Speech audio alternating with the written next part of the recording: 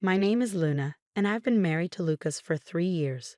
We used to live alone when we were dating, but after we got married, we moved in with Lucas's dad because his job was nearby. Even after we got married, I kept working, but I had to quit my job because Lucas's dad needed help. He started having memory problems about a year and a half ago, and it got worse over time, so he needed someone to take care of him. At first, we thought about sending him to a nursing home, but Lucas really didn't want to. He asked me to take care of his dad at home, so I agreed. Luna, please, let's try to take care of my dad here. I don't want him to go to a nursing home, Lucas begged. I understood how he felt, but it was a big responsibility for me, and I wasn't sure if his dad wanted me to take care of him that much. So I asked Lucas to help me as much as he could. I had never seen Lucas beg like that before, so I thought he would support me. But taking care of his dad turned out to be harder than I thought. His dad needed help with simple things like walking, using the bathroom, and taking a bath. He could still move around, but he often tripped and fell because he couldn't support himself. So Lucas and I decided to change our house to make it safer for his dad. Even though we were still paying off debts, we realized that his dad's safety was more important. At first, Lucas helped a lot with taking care of his dad. But as time went on, he started saying he was too busy with work to help. And after about a year of taking care of his dad, he stopped helping altogether. He even started going out on his days off instead of helping me. My father-in-law's health was declining, and he needed more help with basic things like using the bathroom and taking a bath. It became too much for me to handle on my own, so I talked to my husband about it. You promised to help, didn't you? When was the last time you actually helped out? It's been months, I said to him. He needs more care than I can give him alone. I'm feeling overwhelmed, I added. I think we should seriously consider putting him in a nursing home instead of trying to take care of him at home, I suggested. We agreed to take care of him at home until the end, but at least we should consider getting professional caregivers involved. Your dad needs more help than we can give him alone, and there are people who are trained to do this. I'm not strong enough to handle everything, especially tasks like bathing, I explained. But my husband didn't agree with me. He got upset and left before we could finish talking. Lately, I've noticed he's been stressed about money. However, I couldn't keep taking care of his dad on my own. So even without my husband's approval, I started arranging for home care services. His dad was assessed as needing a high level of care. So we arranged for a caregiver to come 5 times a week for about an hour each day. We also made a plan with our long-term care insurance, so I wasn't worried about the cost. But we hit a snag on the first day of home care services. Hi, I'm Mira, your caregiver. I'm here to help you from now on, she said. Nice to meet you, Mira. I'm looking forward to working with you, I replied. While the caregiver was talking to my father-in-law, she also taught me some nursing techniques. I found her guidance really helpful and felt confident about hiring her. But when my husband came home and saw her, he got really angry. Luna, I never agreed to home care services. What's going on? He yelled at me. But I've been telling you that I can't do this all by myself anymore. I didn't do this without telling you. I'm sorry, Miss Caregiver, but please go home for today. I tried to explain, but he didn't want to listen and sent the caregiver away. Why did you arrange for home care without my permission? I'm the one who decides things around here. You're a terrible wife for not listening to me. You can handle caregiving alone. Don't waste money, especially since we still have to pay off the loan for the renovation. Why can't you see what I'm saying? I've told you many times that I can't do this all by myself, Lucas. You've stopped helping with caregiving, haven't you? That's not keeping your promise. And the renovation was necessary for safety. If your dad falls and gets hurt, taking care of him will be even harder. You might not get it because you haven't been doing any caregiving for over a year now. Why are you bringing this up all of a sudden? Besides, you're not working, so it's your job to take care of him, right? Who do you think is paying off the loan for that renovation? No matter how much I tried to explain, my husband didn't understand. He really believes that I should do everything by myself. After that, I only had the caregiver come when my husband was at work. Talking to her about not just caregiving, but also the issues with my husband and getting advice was really helpful. After months of the same routine, one day my husband unexpectedly offered to take care of his dad himself. You've been cooped up for over a year. Go treat yourself. I'll handle everything today, he said. I happily accepted his offer, I got a long overdue haircut and enjoyed some time at a coffee shop I used to frequent. But after about 4 hours, I started feeling anxious about leaving my inexperienced husband in charge, so I decided to head home early. When I got back, the house was unusually quiet. My father-in-law was peacefully asleep in his room. Assuming my husband had also worn himself out and fallen asleep, I went to check the bedroom, but he wasn't there. As I sat in a quiet house, I noticed an envelope placed on the dining table. When I opened the envelope, I found divorce papers already filled out along with a letter. The letter took me completely by surprise. Even after we divorce, please continue taking care of my dad. I'm going on a trip for a week, so please file the divorce papers. As I read those words, it hit me.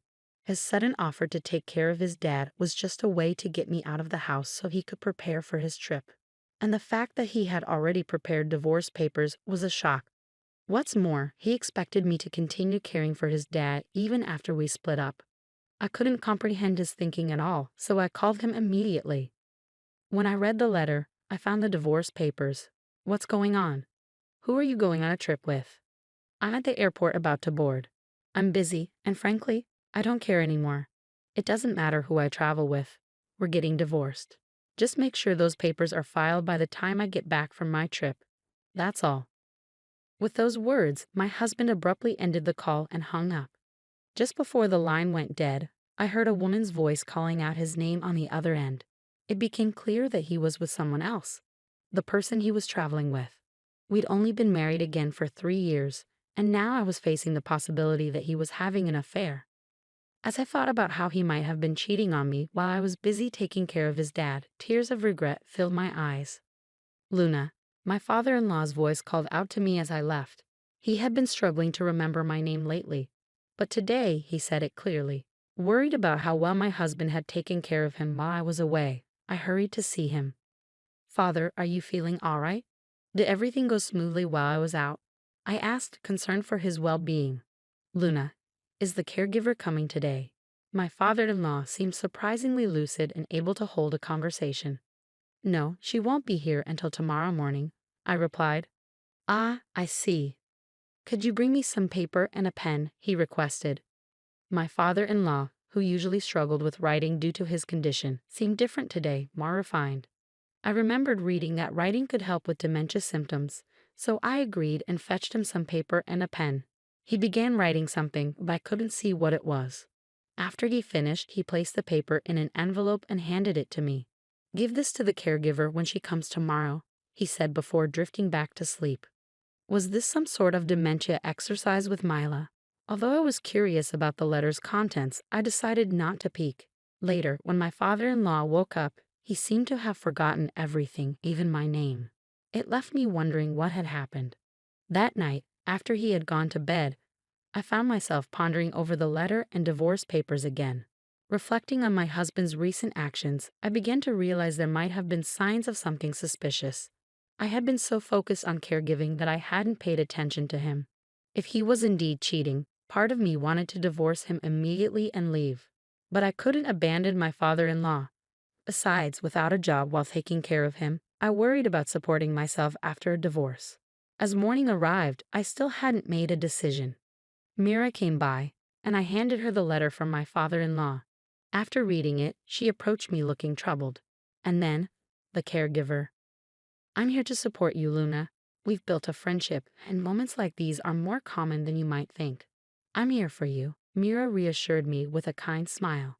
The letter is about me getting a divorce? I asked, feeling confused.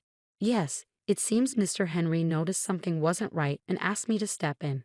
He wrote in the letter about his wishes regarding his estate. There's more to it, but we can discuss that later. Since your husband will be back soon, let's act quickly, Mira suggested. With that, Mira arranged for another caregiver to take over Mr. Henry's care and urged me to follow her. We ended up at a law firm. Mira, why are we here? I asked, puzzled. You'll understand once we're inside, Mira replied cryptically. Even though I was still confused, I followed Mira into the building. Thank you for coming today.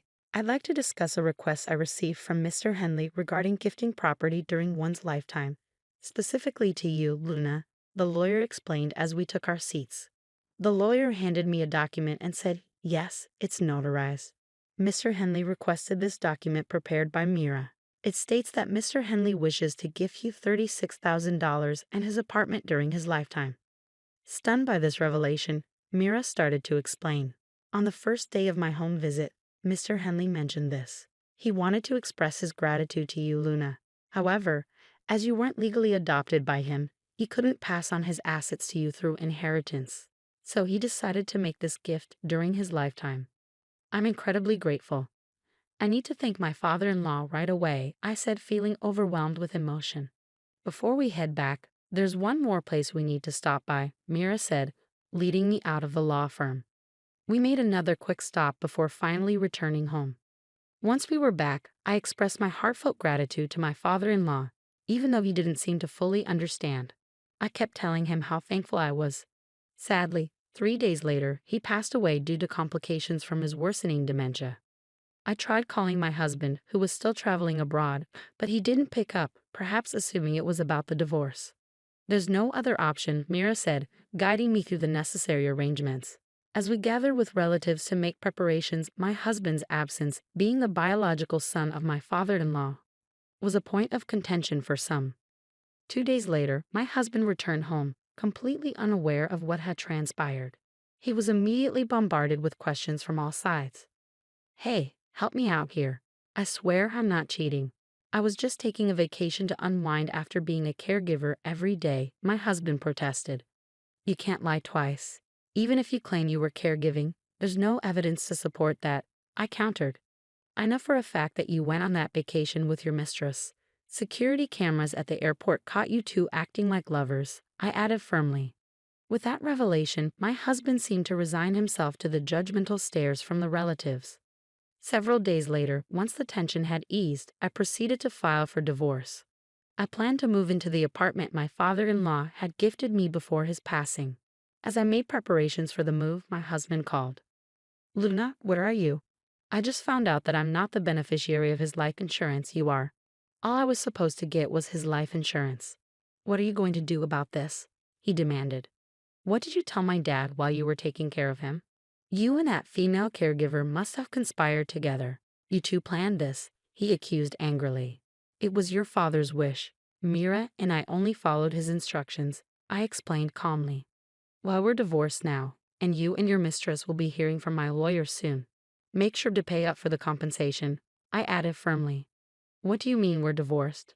Besides, since you got my dad's life insurance, you can consider it as your consolation money, right? So I don't owe you anything, my husband retorted arrogantly. It seemed he had forgotten that he had left me the divorce papers to file before he left for his trip. I was surprised by his callous attitude. The divorce papers were left by you with a letter asking me to submit them, weren't they? And the life insurance is a precious inheritance from your father, not something I received from you. So you should cover the compensation, I insisted firmly. My husband was speechless at my words, unable to respond.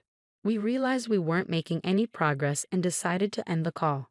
He continued to call several times afterward, but following Mira's advice, I changed my phone number. I still see Mira occasionally. Even after my father-in-law passed away, she did more for both him and me than my own family, including my husband. I'm truly grateful to her. Eventually, it seemed that the truth reached my husband and his mistress, and I received a call from their lawyer. Lucas told me you were the one in charge, even though I didn't know the full story. I'm sincerely sorry for going on that trip while Lucas's father was struggling. I've already paid the compensation, and I don't plan to see Lucas anymore, she said. That's how things went down. I thought they might refuse to pay, so I was surprised when they didn't. I can't figure out why someone smart like her would fall for my husband. Anyway, he ended up having to pay her in bits. She was pretty well off, and my husband, trying to impress her, spent almost all his savings. I even heard he paid for a fancy trip out of his own pocket. Whether he blew through his savings or not doesn't really matter to me. I'm determined to make him pay back every cent, even if it takes a while. Luckily, we have a family home under my father-in-law's name, so finding a place to live won't be an issue. But with the payments for the loan we took out for elder care, along with the compensation we have to pay each month, it's going to be tough. Even if we deduct it from my husband's paycheck, he won't have much left over. And since our relatives all know about it, he can't exactly ask them for help. I hope he learns from his mistakes. I moved into an apartment my father-in-law gave me, which I get to keep for life. Life's comfortable now. I'm using the money I inherited from my father-in-law to study caregiving. Mira's helping me out too. I want to be a caregiver like her, someone who can really support families.